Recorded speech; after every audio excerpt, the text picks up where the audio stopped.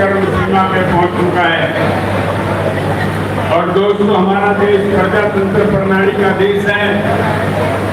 इस प्रजातंत्र के अंदर प्रत्येक व्यक्ति को दोस्तों वोट का अधिकार प्राप्त है। और दोस्तों, जहां तक सवाल है वोट के अधिकार का, प्रत्येक व्यक्ति के वोट में बराबर की ताकत है। दोस्तों, मैं आपको बताना चाहूंगा कि चाहे कोई अमीर है चाहे गरीब है, वोट की ताकत सबकी बराबर है। चाहे कोई 200 एकड़ का किसान है, जहां तक सवाल है वोट की ताकत का, जितनी ताकत 200 एकड़ के किसान की वोट में है, उतनी ही ताकत उसके खेत में मजदूरी करने वाले मजदूर की वोट के अंदर है।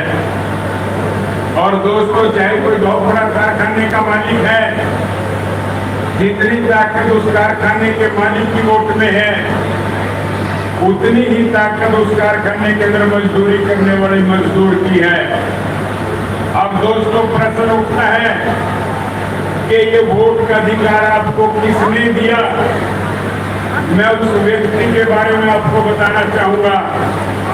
लाडवा हल्का के बहादुर कार्यकर्ता साथियों, इस देश की आजादी से पहले हमारे देश के अंदर प्रत्येक व्यक्ति को वोट का अधिकार नहीं था। कुछ एक लोगों को ही वोट डालने का अधिकार था, जो बहुत बड़ी संपत्ति के मालिक थे, पढ़े लिखे लोग थे, या अन्य किसी विशेष पदों के ऊपर थे, उनको वोट का अधिकार प्राप्त था। यह वोट का अधिकार देने वाले व्यक्ति का नाम दोस्तों बाबा साहेब भीमराव अम्बेडकर था। ताली बजाकर के स्वागत करेंगे। और इसके साथ ही मैं ये भी कहना चाहूंगा कि बाबा भीमराव अम्बेडकर साहेब कोई एक जाति के नेता या एक जाति के आदर्श नहीं थे। वो सारे हिंदुस्तान के 36 बरादरी के लोगों के आदर्श थे, जिन्होंने प्रत्येक व्यक्ति को वोट का अधिकार दिलाने का काम किया था। साथियों, मैं आपको बताना चाहूंगा, जब बाबा साहब को संविधान की ड्राफ्टिंग कमेटी का चेयरमैन बनाया गया, उस समय 3 प्रमुख तौर से समस्या उनके सामने थी, जिस वजह से संविधान के निर्माण में समय लगा। सबसे पहली समस्या थी कि वोट का अधिकार सभी लोगों को प्राप्त नहीं होना चाहिए।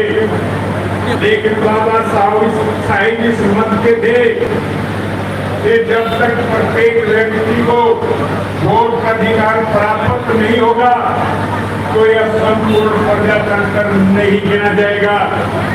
बहुत बड़ी जद्दोजहद के बाद बाबा साहब ने हिंदुस्तान के अंदर बसने वाले प्रत्येक नागरिक को वोट का अधिकार दिलाने का काम किया था। दोस्तों, ये श्रेय बाबा भीमराव अम्बेडकर जी को जाता है।